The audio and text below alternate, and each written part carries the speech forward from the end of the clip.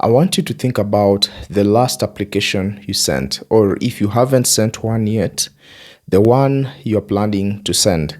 You found the opportunity, you checked the requirements, you met all of them, and you put your CV together, and then you opened a blank document to write the cover letter. And something happened in that moment, a kind of I call it paralysis, because you didn't know what to say, or you knew roughly what to say, but you didn't know how to say it in a way that felt like you, that felt genuine, that felt like something a real person wrote rather than a document assembled from a template someone shared in our WhatsApp group. So you did what most people do. You wrote something safe, and something safe will sound like this: I'm writing to express my interest in the position of this and this and this, or I believe I am a suitable candidate because of this and this, or I look forward to hearing from you at your earliest convenience. Well, that is correct, that is polished, but it's completely forgettable. It's completely forgettable. And here's the truth, the painful truth that I would like to share with you. The selection panel reading your application has read that exact letter with different names at the top dozens of times that morning alone. And a forgettable cover letter, even attached to a strong CV, does not open doors. It closes them quietly without you knowing, without you ever noticing. And today we fix that. I would like us to fix that problem together. Now, welcome back to After Campus series. This is episode 15. This is the week 3 finale. What a week this has been. The first episode of week 3, we look at the foundation of networking and what it actually is. The second episode is how to approach senior professionals without feeling like a burden to them. The third episode was on LinkedIn, building it, using it, letting it work for you. The fourth one was the full opportunity map, every door available to health professional graduates in Africa. And today we close the loop, because knowing where the opportunities are is only half the equation. The other half is getting in front of the people who control them. And that happens through your written communication. Your cover letter, your cold email, your follow-up, your recommendation letter request. Today, we go through all of it, specifically with real examples, real templates, real language you can actually use or even adopt as a template that you can use. And we do that today. So let's begin. I want to begin by telling you about 2 applications. And I want you to pay attention. 2 applications, same position, same organization, same week. 2 health professional graduates, both qualified, both genuinely interested in the role. Let's call them Amara and David. One is Amara, the other one David. Now we'll begin with Amara. Amara spent 45 minutes on her cover letter. She opened with a standard line about expressing her interest. She listed 3 reasons she was suitable for the role, and she referenced her degree and her clinical training. She closed by saying she looked forward to hearing from them. Well, it was correct. It was complete. It said everything it was supposed to say, and it said nothing that only Amara could have said. Now, on the other side, David spent 2 hours on his. Not because he was a better writer, but because he did something different before he started writing. He researched the organization, not a 5-minute scan on the homepage, a genuine investigation. He read the annual report. He found a recent article about a program they had just launched. He looked up the LinkedIn profiles of 2 people who worked there, and he understood specifically what the organization cared about, what problems they were trying to solve and where a person with his background could genuinely contribute. And then he wrote a letter, not a generic letter, a letter to that organization about that particular role, written by him, of course. And he opened the letter with a specific observation about the organization's work. It wasn't flattery, a genuine, informed engagement with something they had done. And he connected his clinical experience to their specific program needs. He described one concrete thing he had done during his pre-internship period that was directly relevant to the job. And he closed with a clear, confident statement of what he wanted to bring, not what he hoped to receive. Now, the hiring manager read Amara's letter in 45 seconds, and she read David's twice. Both were qualified. Only one felt like a person. Only one felt like someone who had actually wanted to work there, rather than someone who wanted to work somewhere. And now David got the interview, of course, not because he was more talented. That wasn't the reason. But because he understood something Amara didn't. A cover letter is not a summary of your CV. It is not. It is the beginning of a conversation. And conversations that get remembered are specific, genuine, and written by someone who did the work before they started writing. Now, let me give you the framework for a cover letter that actually works. Not a template to copy, but a framework to build from. Because a copied template, however good it is, produces exactly the kind of generic letter we just described. Now, the framework has 4 parts. I'll go through each of the parts. It has 4 parts. Part 1 is the opening. This is called the hook, that sort of using to announce, but don't announce. Now, most cover letters open with an announcement.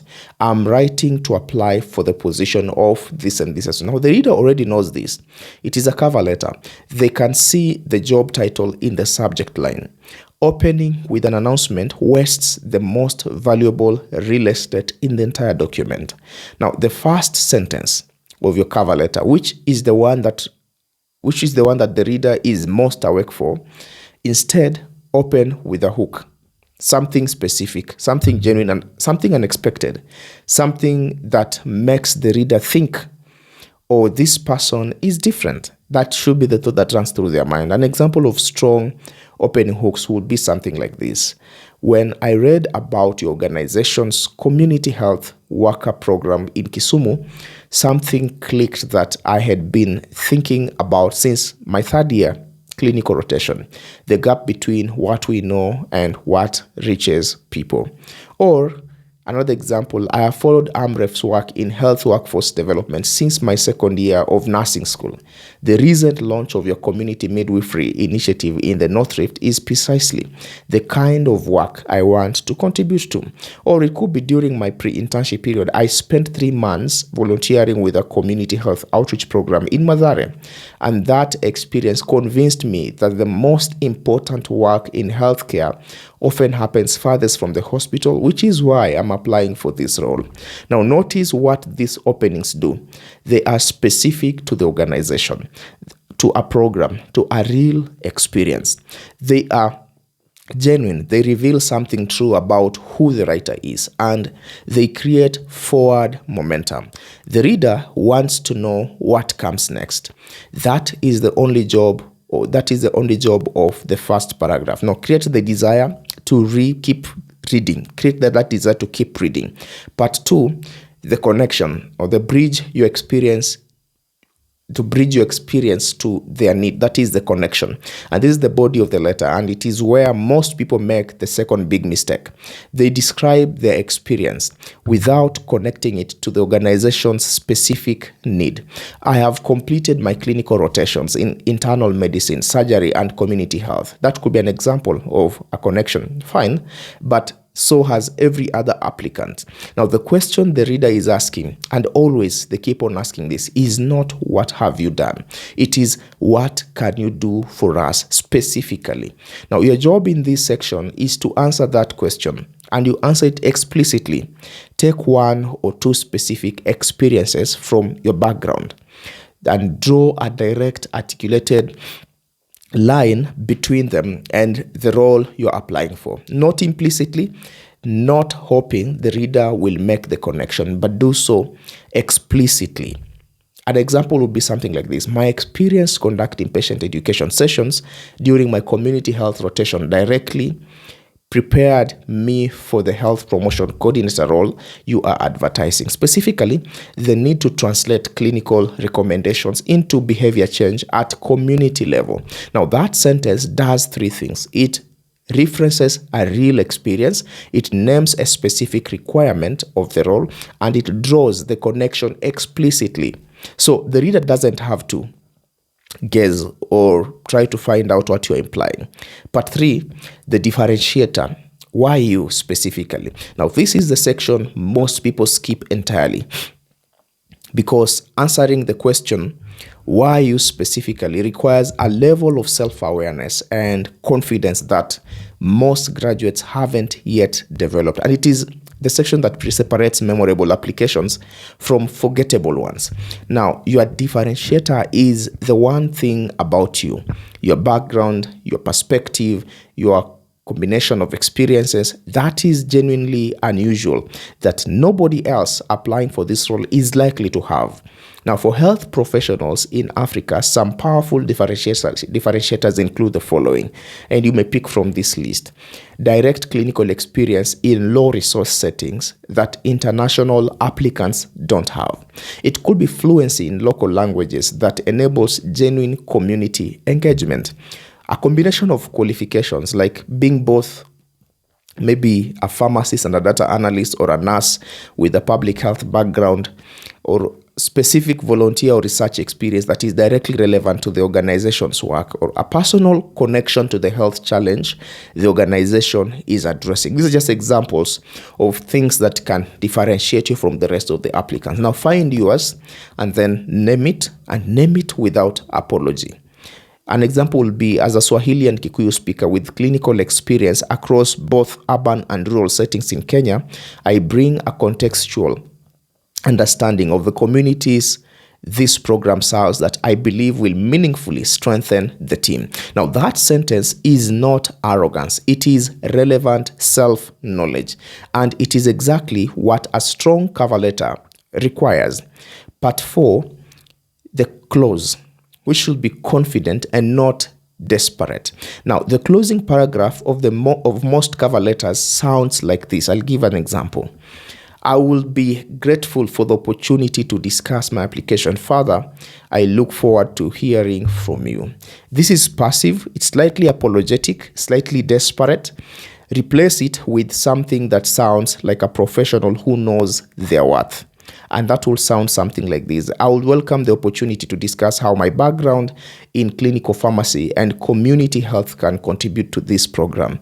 I am available for a conversation at your convenience and can be reached at this particular contact. Now, same information, completely different energy. Confident without being arrogant, clear without being demanding. And it ends with a specific actionable next step rather than a vague hope that something will happen. Now, I want to move to another section, and this is about a different skill set. Now, a cover letter responds to an existing opportunity.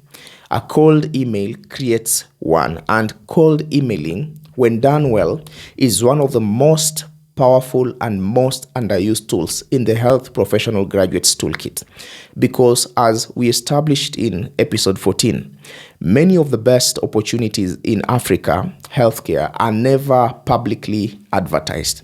They exist in the minds of people who haven't yet realized they need someone like you. Until you appear in their inbox and make the case. The cold email is shorter than a cover letter. It's much shorter than a cover letter. That's a cold email, because a cold email to someone who wasn't expecting to hear from you has about 30 seconds of attention available, maybe even less than that. Every word has to earn its place. Now, the structure of a cold email that works is what I want us to look at, and we'll begin with the subject line, which has to be very specific and human. Not inquiry regarding opportunities, but it should be medical graduate interested in your TB research program, or recent pharmacy graduate keen to contribute to your AMR work. Now, the subject line is the headline. It determines whether the email is opened. Make it specific enough to signal genuine interest and human enough not to sound like a mass mailing. Now, then we moved from the subject line, we look at the opening line. Now, lead with the opening line, not you. Lead with them, not you. Lead the organization. It should not sound something like this. My name is so-and-so, and I am a recent graduate of this and this university, but it should sound something like this. I have been following your organization's work on antimicrobial resistance in East Africa, and your recent paper on community level prescribing patterns raised something I have been sitting with since my clinical training. Now, that opening tells them immediately you have done your research about them. You are not sending this to 50 people. You are talking to them specifically. Now, we have the middle part, which should be brief, specific, and relevant, and should be 2 to 3 sentences. Who you are, what you bring that is relevant to their specific work, and what you are asking for. 3 things. Not a job. It's not a time to ask for a job. It's just a conversation you're starting. And it should sound something like this. I'm a recent medical laboratory science graduate with a strong interest in infectious disease research. During my pre-internship period, I've been involved in data collection for a study on malaria diagnostics at this and this institution. I would love 15 minutes of your time to learn more about your work and explore whether there might be a way for me to contribute. And then we have the clause, which needs to be as easy for them to make an easy yes. Make it as easy as possible for them to say a yes. And it would be something like this. Would you be open to a brief call in the next 2 weeks? I'm completely flexible on my timing. 1 question, a specific time frame, maximum flexibility, also signal, minimum effort required from them. 2 more skills. Both are critical. Both mishandled by most graduates that I would like us to look at. We have the follow-up. It's a skill on its own. Now, you sent the application or the cold email and you heard nothing from them. How long do you wait, and what do you say when you are making that particular follow-up? Wait 5 to 7 business days, then send 1 follow-up. Just 1. And as you do that, keep it short, keep it warm. Keep it completely free of pressure or impatient. And it may sound something like this. Dear so-and-so, I wanted to follow up briefly on my application for this particular role submitted on this particular date, and I want to make sure it reached you given how busy inboxes can get.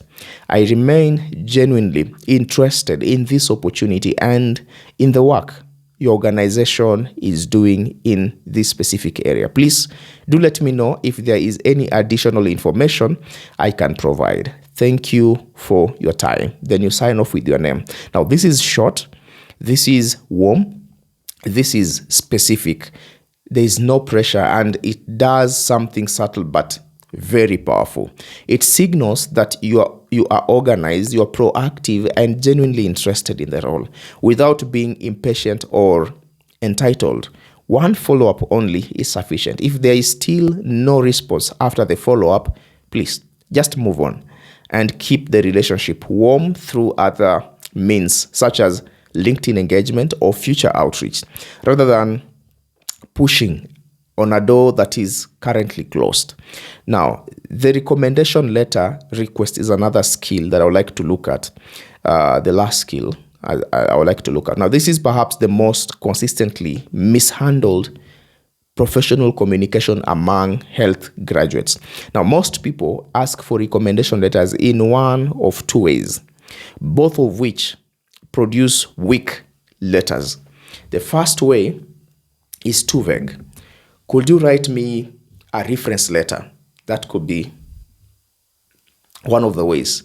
No specific role, no sense of what to emphasize. So they write something generic, which helps almost no one.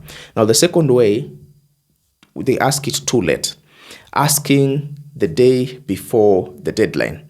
Now, giving the referee no time to think, reflect, or write something meaningful, which produces either a rushed generic letter or a polite refusal. Now, here is how to ask for a recommendation letter properly. Step 1, ask early.